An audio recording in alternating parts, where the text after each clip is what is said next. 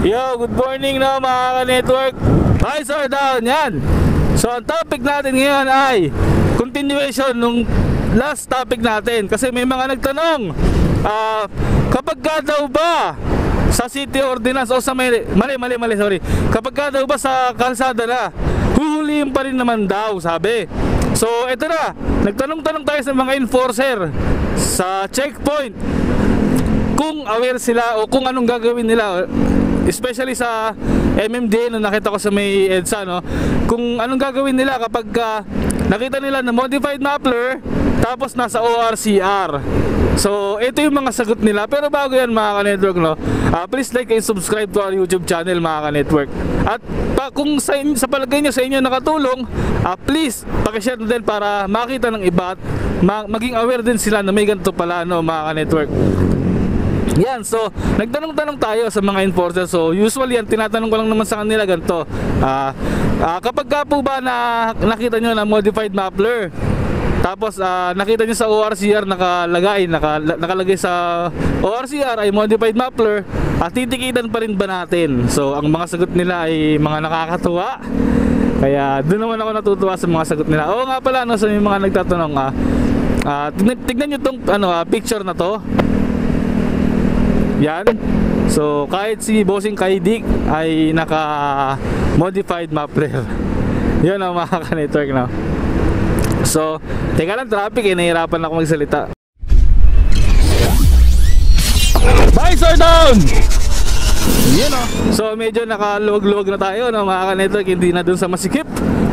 Usually ang daan ko mga ka-network ay from Sukat to Pasig. So kung meron ako madaanan na enforcer, tinatanong ko yan. Madaanan na checkpoint, tinanong ko din, no, mga ka-network. Tapos kung may tanong nga pala kayo, no, bago ko i-play yung video, kung may tanong kayo, please tanong lang kayo sa baba.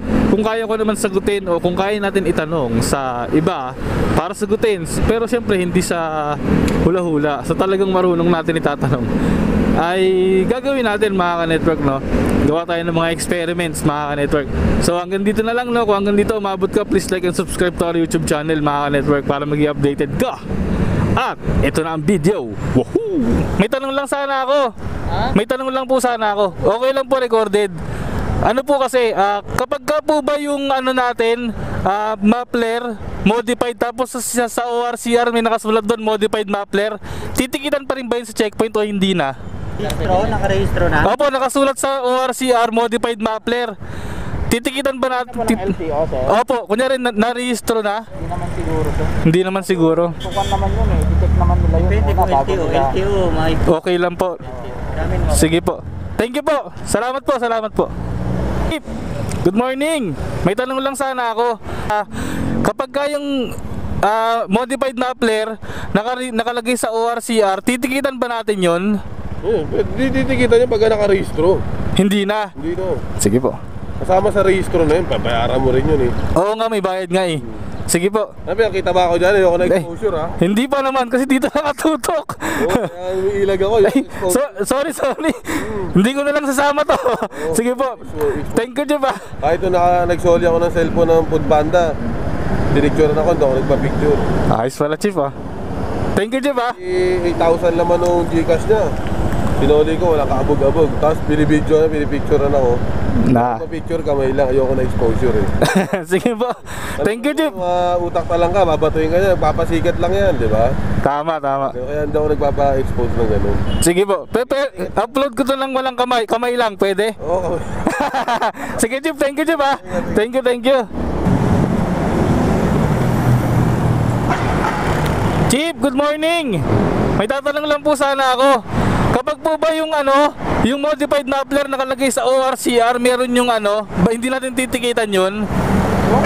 Yung kunyari po naka-modified Mapler ako, Chief.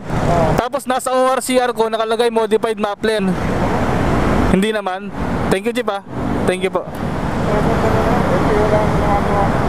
Thank you po. Rouser.